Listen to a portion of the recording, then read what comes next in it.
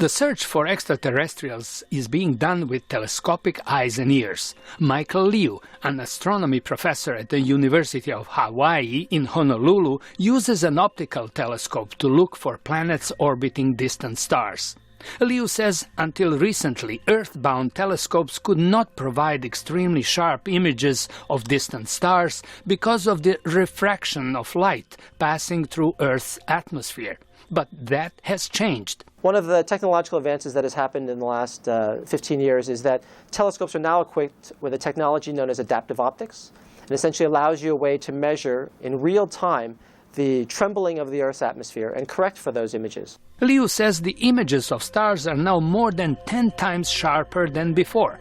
Scientists cannot actually see distant planets. Instead, they calculate their presence by measuring their gravitational pull at their stars. It is also possible to detect heat emitted by very young planets that provides clues to their physical properties, like how big they are, how much energy they put out, even the materials they are made of. Every piece of evidence we've found to date suggests that planetary systems, planets around other stars, are common.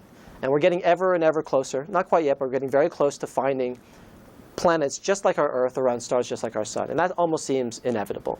Other scientists are using radio telescopes, huge dish antennas or antenna arrays, listening to radio emissions from deep space.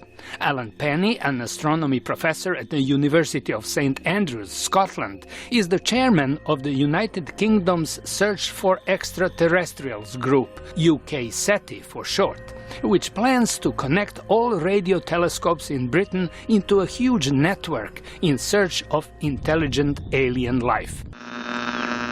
Penny says noise and natural signals from stars and quasars are chaotic, while signals from intelligent life must have a structure. Dr. Penny was interviewed through Skype.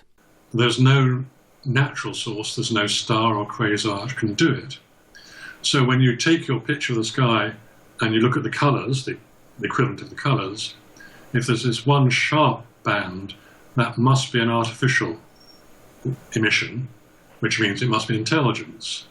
But the sky is enormous. Where exactly will the astronomers look for extraterrestrial life? Perhaps they're like us and they live on other planets and they emit strong radio waves. Then you point your telescopes at nearby stars which you know have planets. And just within the last 10 years, we've been detecting planets around nearby stars. Penny says funding for the research will be provided by private grants, and he expects the UK SETI network to be fully operational in about 2 years. In the meantime, other scientists keep looking for extraterrestrial life because they say the chances are high that we are not alone. George Putic, VOA News, Washington.